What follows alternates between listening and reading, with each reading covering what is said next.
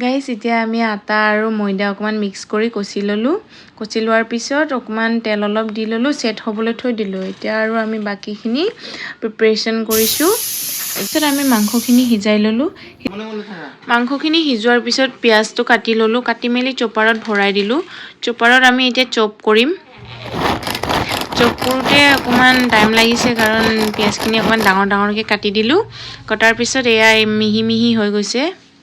মিহি হোৱাৰ পিছত এইখিনি আমি উলিয়াই লম এটা চলিয়াত উলিয়াই লোৱাৰ পিছত আমি ধনিয়াখিনি এতিয়া ভৰাম ধনিয়াখিনি চপ কৰিম এতিয়া আমি ধনিয়াখিনি কাটি দিলো কাটি দিয়াৰ পিছত আমি চপ কৰি ললো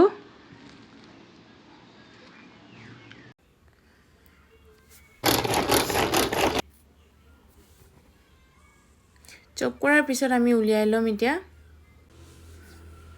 ধনিয়াখিনি উলিয়াই লৈ আমি পিয়াজৰ লগতে থৈ দিম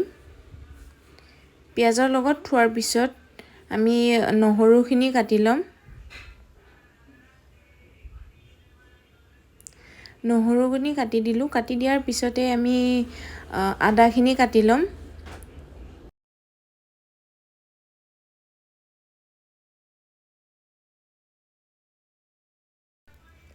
তাৰ পিছত জলকীয়াটো কাটি দিলো কাটি দিয়াৰ পিছত মাংসখিনি উলিয়াই ললো বইল কৰা মাংসখিনি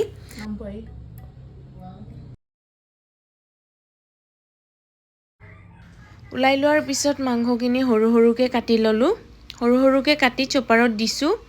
চপাৰত দিয়াৰ পিছত আমি চপ কৰি লম গুটেইখিনি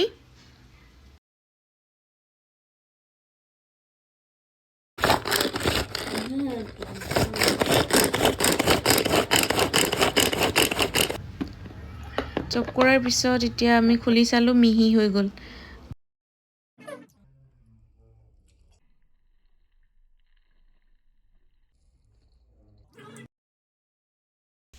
হালদি অকমান দি দিলো তাৰ ওপৰতে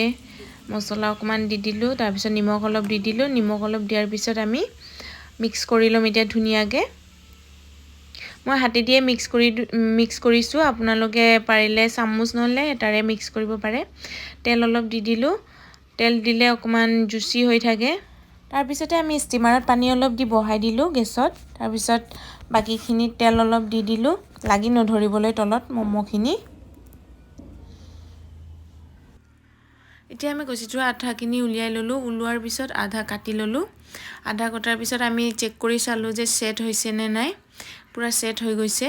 সেট হোৱাৰ পিছত আমি এক টুকুৰা লৈ ললো এক টুকুৰা লোৱাৰ পিছত স্লাইড কৰি লৈছো গুল গুল কৰি সৰু কৰি লৈছো তাৰ পিছত সৰু সৰুকৈ কাটি ললো কাটাৰ পিছত এতিয়া আমি বেলিবলৈ ষ্টাৰ্ট কৰিম আপুনি চাব যে বেলুতে সদায়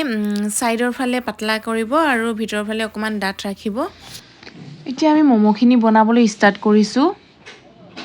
আপুনি যিমান পৰিমাণৰ মিক্সচাৰটো লাগে হেতু লৈ লব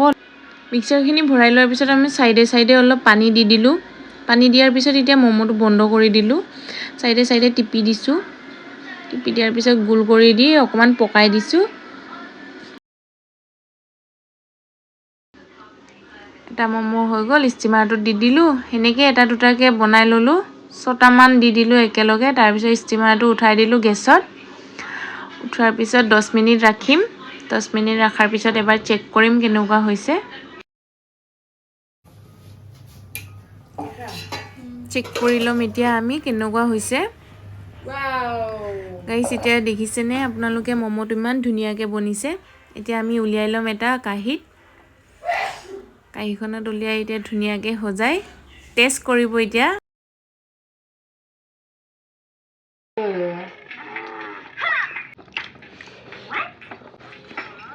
Yummy.